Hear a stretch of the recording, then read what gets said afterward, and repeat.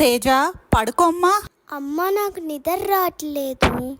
ఎందుకనమ్మా? నాకు ఒక డౌట్ వచ్చిందమ్మా. ఏం డౌట్ అమ్మా? చెప్పు, నేను చెప్తాను నీకు.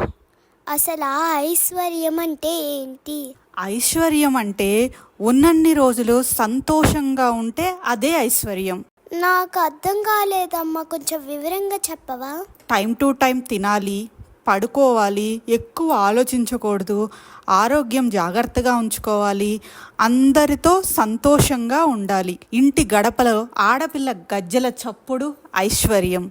ఇంటికి రాగానే చిరునవ్వులో ఎదురొచ్చే భార్య ఐశ్వర్యం.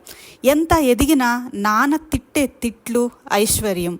అమ్మ చేతి భోజనం ఐశ్వర్యం. భార్య చూసే ఓరచూపు ఐశ్వర్యం. పచ్చటి చెట్లు, పంట పొలాలు ఐశ్వర్యం. వెచ్చటి సూర్యుడు ఐశ్వర్యం.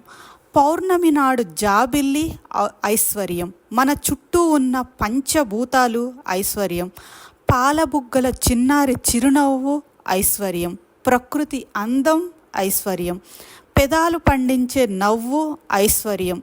అవసరంలో ఆదరించే ప్రాణ స్నేహితుడు ఐశ్వర్యం. బుద్ధి కలిగిన బిడ్డలు అంటే నీలాంటి వాళ్ళు ఐశ్వర్యం. బిడ్డలకొచ్చే చదువు ఐశ్వర్యం. భగవంతుడిచ్చిన ఆరోగ్యం ఐశ్వర్యం. చాలామంది కన్నా ఉన్నతంగా ఉన్నామనే తృప్తి అనేది ఐశ్వర్యం. పరులకు చేసే సాయం మన ఐశ్వర్యం. ఐశ్వర్యం అంటే చేతులతో లెక్కొట్టే కాసులు కాదు, కళ్ళ చుట్టూ చూపెట్టే ప్రపంచం ఐశ్వర్యం. మనసు పొందే సంతోషం ఐశ్వర్యం. అర్థమైందా మరి? అమ్మా అర్థమైంది నాకు. ఐశ్వర్యం అంటే సంతోషంగా ఉండటం నాలాగా.